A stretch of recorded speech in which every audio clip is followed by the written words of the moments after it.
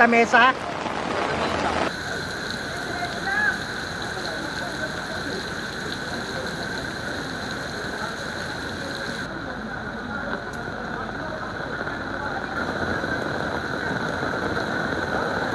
Ayan po, nire-rescue natin ang mga stranded passenger.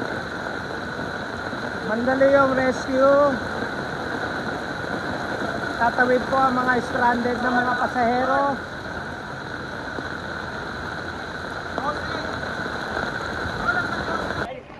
Pwede ba nakatayo kahit tatlo?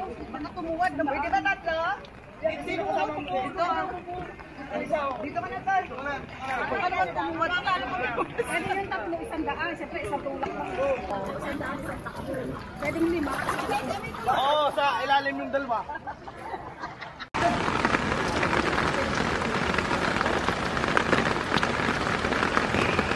Ate, ingat.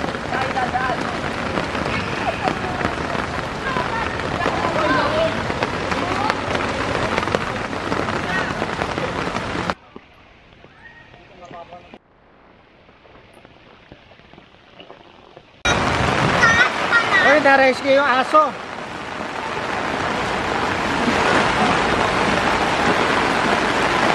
Anong oras tumaas yung tubig, kuya? Mga anong oras?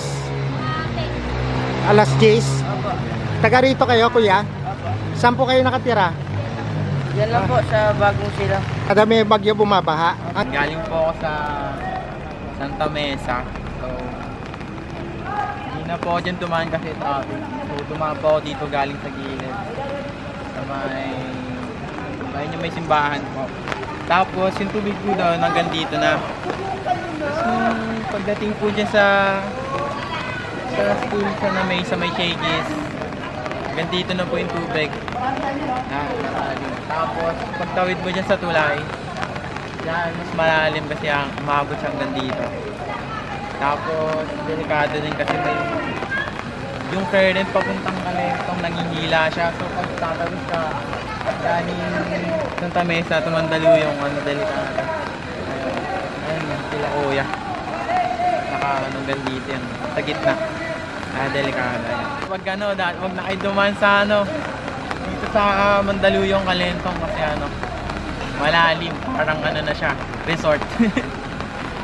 Dito ako sa tapat ng GRU. Makikita mo yung Kalentong. Yan. Diba hindi makatawid, stranded na, hindi na makatawid.